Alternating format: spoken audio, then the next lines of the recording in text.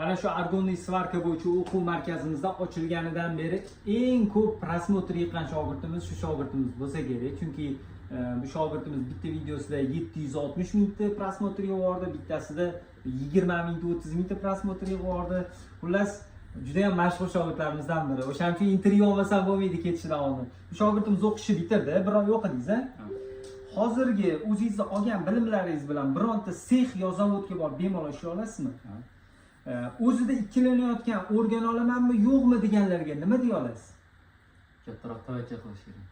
Hamma gap tavakkalda. Hamma gap rizq, riskda. Risk qilsanglar rizq bo'ladi, jigarlar. Hozir endi bu kasbni o'rganishdan o'zi maqsadingiz nima edi? Boshqa kasblar bilan bir xil olib ketmoqchimisiz yo aynan shu kasb bo'yicha ishlash uchun o'rgandingizmi?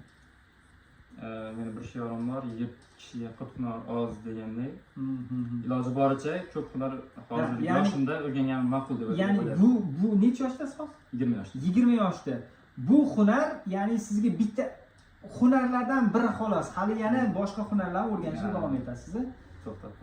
Ya'ni o'ziga faqat argonni o'rgansam bo'ldi, menga shu yetadi demayaptilar. Yana ham ko'proq hunar o'rganaman inshaalloh. Bu o'rgangan hunarlardan biri deganlar.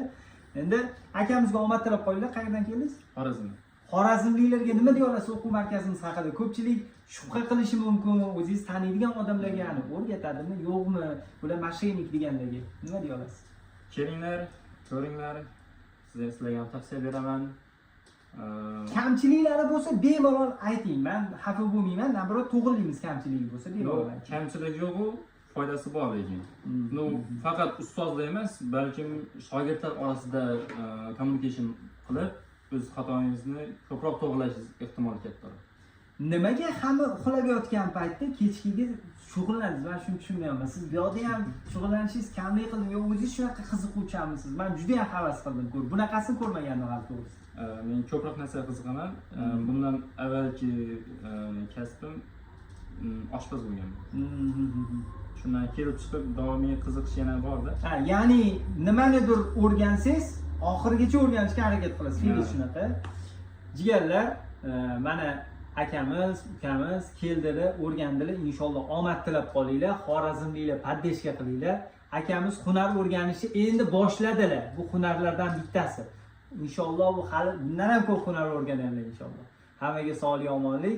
O'zingizni 1 yildan keyin qaysi kasbni ko'ryapsiz inshaalloh? 1 yildan keyin svarka shu. Argonda?